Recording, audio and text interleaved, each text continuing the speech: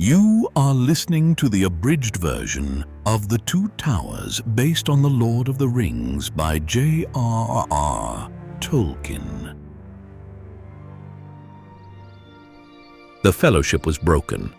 Frodo and Sam had gone ahead alone, carrying the heavy burden of the ring. Their friends were scattered, but the journey was far from over. Merry and Pippin had been captured by orcs, ugly, growling creatures who served the dark tower of Isengard.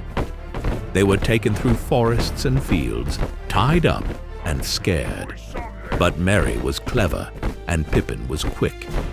They wriggled free just as a group of riders, tall warriors on horses, attacked the orcs. In the chaos, the hobbits escaped into the deep forest of Fangorn.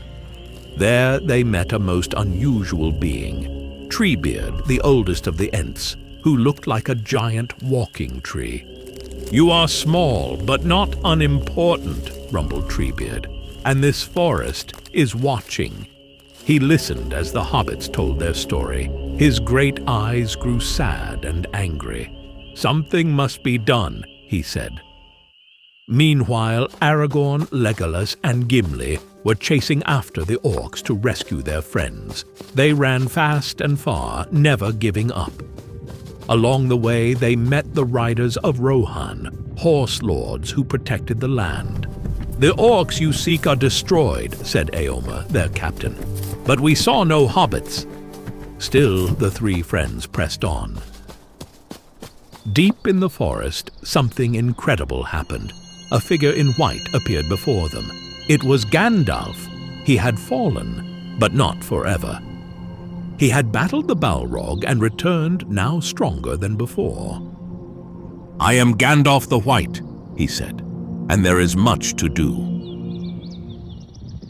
Together they rode to Rohan, where a great king named Theoden sat silent and sorrowful.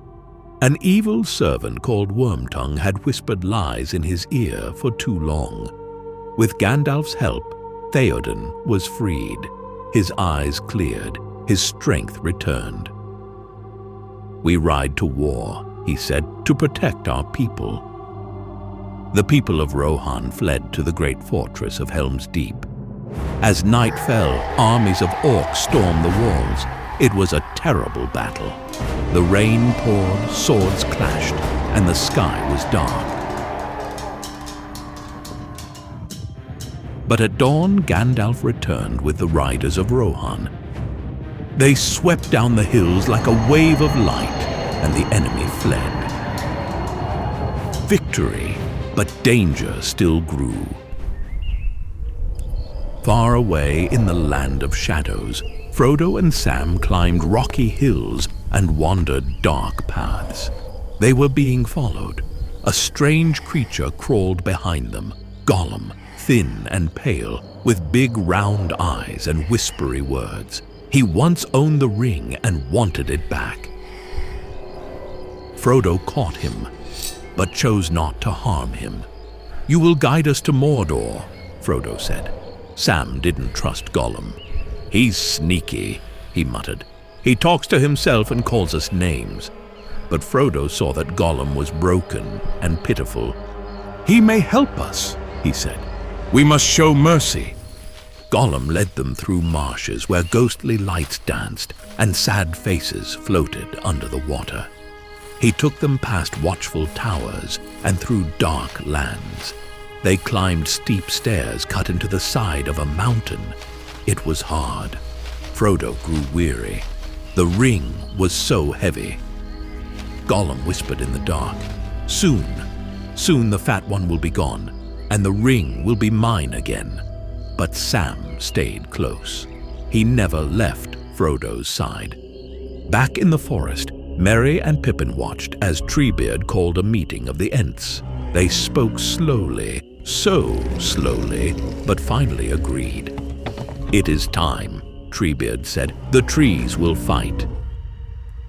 The Ents marched on Isengard, where the wizard Saruman had built machines and towers and cut down whole forests. The Ents tore it down. They broke the gates and flooded the land. Saruman was defeated. Later, Gandalf came to the broken tower. "Saruman," he said, "your power is gone. You chose darkness. Now you are cast out." The battle was far from over, but hope had grown. Frodo and Sam still had far to go, but they were brave, and they had each other. And even in the darkest times, a small light could shine. Sam said, "It's like in the great stories, Mr. Frodo, the ones that really mattered. Full of darkness and danger they were. And sometimes you didn't want to know the end, but in the end, it's only a passing thing, this shadow." The end of the abridged version of The Two Towers. Stay tuned for the abridged version of The Lord of the Rings: Return of the King by J.R.R. Tolkien. Presented by Many Magical Tales.